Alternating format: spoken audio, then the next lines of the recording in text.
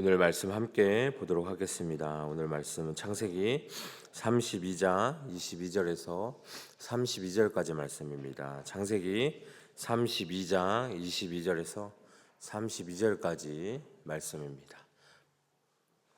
우리 다 찾았으면 한 목소리로 함께 봉독하도록 하겠습니다. 시작. 밤에 일어나 두 아내와 두 여종과 11아들을 인도하여 압복나루를 건널세.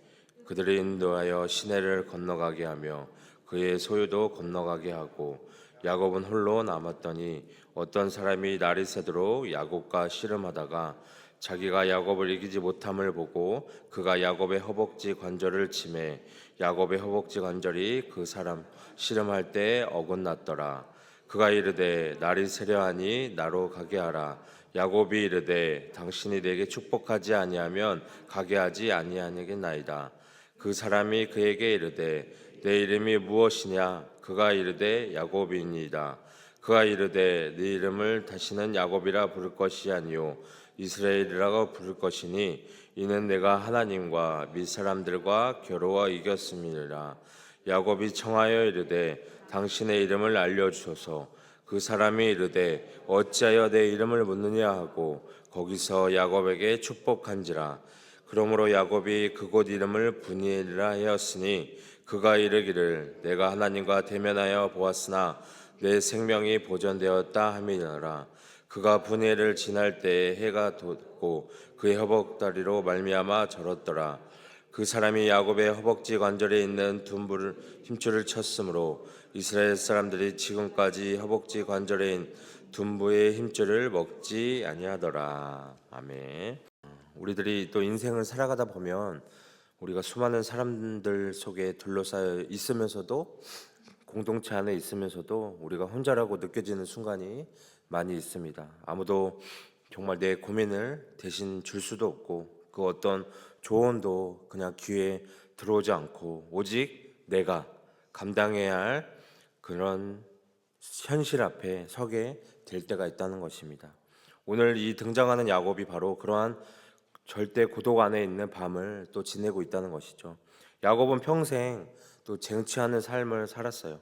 형의 장자권을 빼앗고 아버지의 축복을 가로챘고 또 외삼촌 라반의 집에서 또 어떤 방법으로 거대한 부를 또 일구었습니다.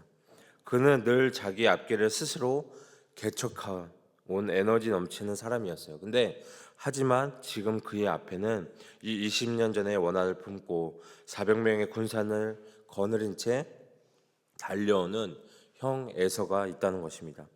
야곱은 할 수 있는 모든 수단을 동원하며 자손을 떼어서 또 예물을 준비하고 가족들을 나누어서 배치하고 피해를 또 최소화하려고 노력합니다. 그러나 그 모든 인간적인 계산이 끝난 후에 야곱에게 찾아온 것은 안도감이 아니라 형언할 수 없는 두려움이 왔다는 것입니다. 결국 그는 모든 소유와 가족들을 먼저 강 건너로 보내고 그리고 오늘 본문 24절에 야곱은 홀로 남았더니라고 시작을 합니다. 하나님께서는 때때로 우리를 홀로 남겨진 자리로 몰아갈 때가 있습니다. 내가 의지하던 것들, 내가 믿었던 것들, 내가 자부하던 것들, 이런 것들이 아무런 힘을 발휘하지 못하는 그 야복나루로 우리를 부르신다는 것입니다. 왜일까요? 그것이 바로 하나님과 1대1로 대면할 수 있는 유일한 장소이기 때문이라는 것입니다. 우리가 세상 소음이 다 사라지고 나만 남은 그 고요한 밤, 처절한 밤, 야곱에게 어떤 일이 벌어질까요? 어떤 한 사람이 나타나서 야곱과 씨름을 합니다. 우리 역시 각자의 이 야복나루에 서서 하나님 앞에 홀로 머물고 있지 않은가? 홀로 남겨진 그 자리가 절망의 자리가 아니라 하나님을 만나는 축복의 장소임을 오늘 이 시간 말씀을 통해서 다시 한번 깨닫기를 소망합니다. 22절에 보면 야곱이 그의 가족과 함께 야복나루를 건너는 장면을 보여줍니다. 야곱 형 에서와의 재회를 앞두고 큰 두려움과 긴장감을 느꼈을 것이에요. 그는 가족들을 또 보호하고자 먼저 강을 건너게 하고 홀로 남아 하나님의 도우심을 구하기 위해서 기도하고 씨름합니다. 야곱의 인생에서 가장 중요한 전환점이고 하나님과의 직접적인 만남을 통해서 그의 이름이 이스라엘로 변하게 되는 계기가 된다는 것입니다. 또 이러한 과정 속에서 하나님의 은혜와 보호하심에 대한 단서를 또 보여주고 믿음과 순종의 중요성을 또 보여주고 있다는 것입니다. 야곱은 형 에서와의 만남을 앞두고 두려움과 불안 속에 있었다는 것입니다. 그는 가족과 이 소유물을 안전한 곳으로 옮기고 혼자 남아서 하나님의 도우심을 구합니다. 야곱이 하나님께 의지하고 중요한 결단의 순간에 있음을 또 말씀을 통해서 보여주고 있다는 것입니다. 그래서 우리는 이 어려운 상황에서도 하나님의 인도하심과 보호를 신뢰해야 함을 이 말씀을 통해서 우리가 또한 배울 수 있다는 것입니다. 그리고 야곱이 어떤 사람에게 잡혀서 정말 먼지가 일어날 정도로 격렬하게 또 씨름을 계속하고 있음을 또 보여주고 있습니다. 가족과 무리를 다 보내고 홀로 남은 이 야곱이 하나님께서 사자들을 보내주셨고 나름대로 에서와의 만남에 대비하고 있지만 아직도 이 문제들을 하나님께 온전히 의탁하지 못하고 자신을 향한 증오로 다가오고 있는 이 에서에 대한 두려움과 불안감에 사로잡혀 있는 그에게 하나님께서 또 먼저 찾아오십니다. 야곱은 자신을 찾아오신 하나님께 울며 간구합니다. 그런데 야곱의 기도에 대해서 하나님은 뜻밖에도 야곱의 허벅지 관절을 어긋나게 시켜서 야곱은 쩔뚝거리며 걸어야 했다는 것입니다.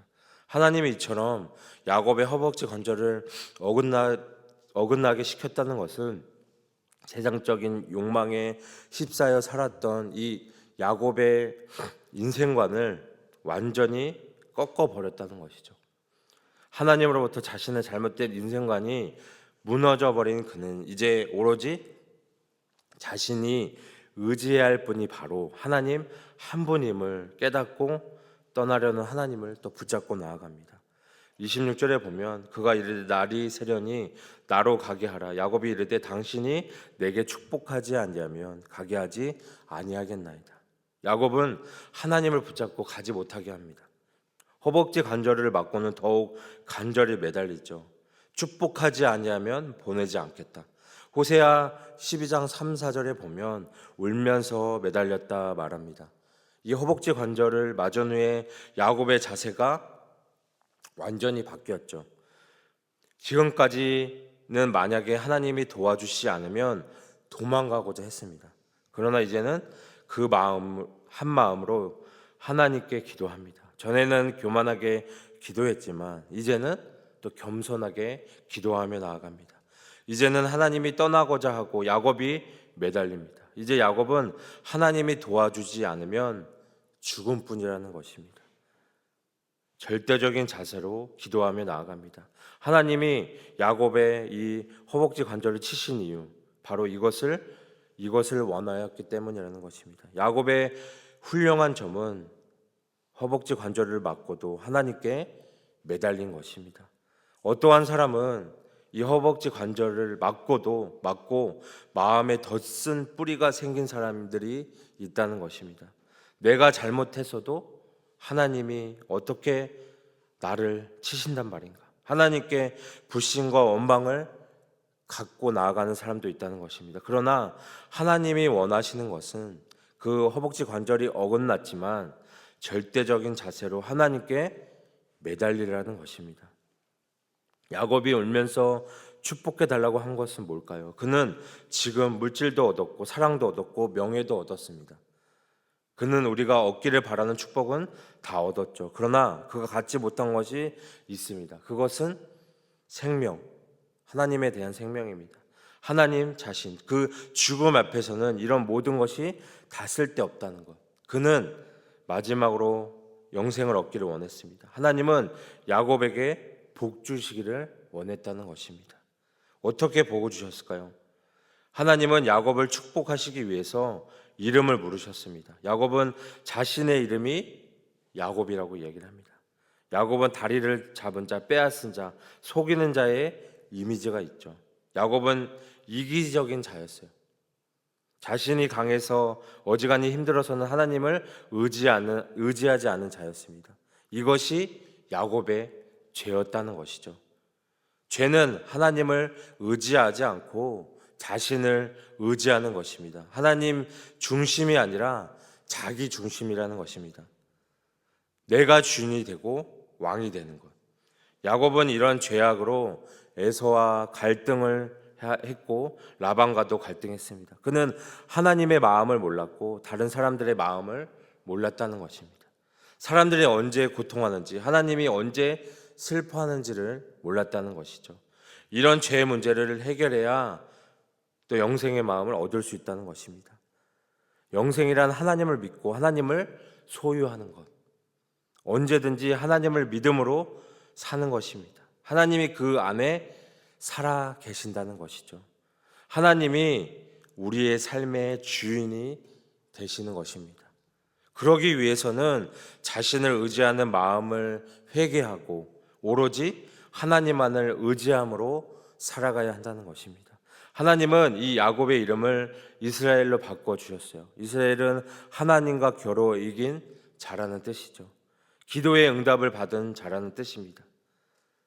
의역을 하면 하나님이 다스린다라는 뜻으로 볼 수 있다는 것입니다. 이스라엘은 하나님의 백성, 하나님의 그 자라는 뜻입니다. 야곱은 이 사기꾼에서 하나님의 백성으로 거듭나게 되었다는 것입니다. 하나님의 생명을 얻고 진정한 복을 받게 되었다는 것입니다. 하나님만이 우리의 진정한 복인 것을 깨닫고 하나님으로 사는 사람이 복음을 아는 사람일 줄 믿습니다. 어느 때든지 우리가 하나님을 의지하고 믿음으로 사는 사람이 복음으로 사는 사람일 줄 믿습니다. 29절에 보면 야곱은 하나님의 이름을 물어봅니다. 하나님은 여호와 하나님이십니다. 스스로 계신 하나님, 야곱을 사랑하시는 은혜로우신 하나님입니다. 야곱을 아시고 뱃속에서 선택하신 분, 야곱을 구원하시는 하나님이십니다. 야곱을 또 변화시키고 치료하시는 하나님이시라는 것. 하나님은 자신의 이름을 알려주지 않고 야곱을 복 주셨습니다. 하나님은 복 주시는 하나님이시라는 것입니다. 하나님은 우리에게 은혜를 베푸기를 원하시고 지키시기를 원하시는 분이라는 것입니다. 야곱은 하나님의 얼굴을 대면하고도 죽지 않은 은혜를 또 입었어요. 에서와의 만남을 앞에 두고 칠흑같이 어둡고 불안하던 야곱의 마음, 하나님과의 만남을 통해 정말 환하고 밝아져서 이제는 담대하게 형 에서를 만나는 사람으로 변했다는 것입니다. 비록 쩔뚝거리는 야곱이지만 그 쩔뚝거리는 야곱에서 영광스러운 패배자로 볼 수 있다는 것입니다. 30절에서 32절에 보면 야곱은 하나님을 보고 생명이 보존됐다고 얘기를 하죠. 허벅지를 맞아 절름발이가 됐고 이름은 사라져 버렸어요. 하지만 야곱은 이것이 진짜 산 것임을 깨달았다는 것입니다. 그래서 자신이 절름발이가 된 그 장소를 하나님께 자신을 살리신 장소라고 부르고 나아가는 것입니다. 그리고 이것은 하나님 나라의 백성의 정체성이 될 수 있다는 것입니다. 이렇게 우리의 옛사람을 날마다 죽이시고 그 죽음의 자리에 새 생명을 부어주시는 주님께 우리는 감사하며 나아가야 한다는 것입니다. 우리가 힘들고 아프지만 오늘도 우리는 절름발이일 뿐이라고, 내 생명을 위해서라면 언제든지 베드로처럼 예수를 부인할 수 있는 존재라고 고백하면서, 그럼에도 불구하고 우리를 덮으시는 그 십자가의 은혜와 사랑을 우리가 의지하고 주님이 주시는 새 이름 안에서 우리가 기뻐할 수 있는 우리 여러분들 되셨으면 좋겠습니다. 그래서 오늘 이 말씀을 통해서 우리의 힘이 빠질 때 하나님의 역사가 일어날 줄 믿습니다.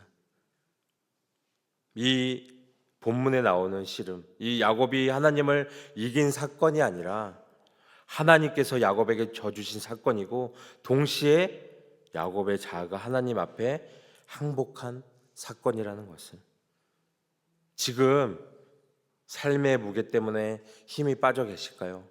이제는 내 힘으로 아무것도 할 수 없습니다라는 탄식이 우리 입으로 나올까요? 힘들어하지 않으셨으면 좋겠어요. 바로 그 순간이 하나님께서 일하시기 가장 좋은 때라는 것을, 내 힘이 빠진 그 자리에 비로소 하나님의 능력이 나타날 줄 믿습니다. 그래서 오늘 분이엘의 해를 향해 나아가셨으면 좋겠습니다. 31절에 이렇게 말합니다. 그가 분이엘을 지날 때에 해가 돋았고, 야곱의 인생을 짓누르던 어두운 밤은 지나갔습니다. 죽음의 공포도 과거의 죄책감도 떠오르는 태양 아래 다 사라졌습니다. 야곱은 더 이상 도망자가 아닙니다. 그는 이제 하나님의 군대고 승리자인 이스라엘로 걷기 시작했다는 것입니다. 오늘 이 새벽 기도의 씨름을 마치고 우리가 삶 위에도 동일한 분이엘의 해가 우리 여러분들 마음속에 떠오르기를 소망합니다. 문제를 바라보고 떨던 눈을 들어서 하나님의 얼굴을 바라보고, 비록 우리 육신은 고단하고 힘들지만 하나님이 주신 새 힘과 새 이름으로 나아갈 수 있는 우리 여러분들 되기를 오늘 이 시간 소망합니다.